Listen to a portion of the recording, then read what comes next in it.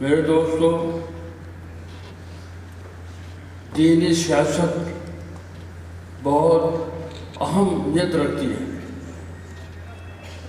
اور انبیاء علیہ السلام دینی سیاست کو فریضہ سمجھتے ہیں۔ جیسے کہ بخاری شریف میں آیا ہے کہ انبیاء بنی اسرائیل سیاست کرتے تھے، سیاست فرض تھی ان پہ۔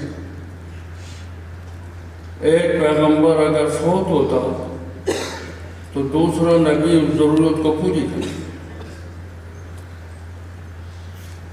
میرے دوستو، دینی سیاست کا مقصد ظلم کو مٹانا ہے۔ دینی سیاست کے غلبے کا نتیجہ امن کا حاصل ہو رہا ہے۔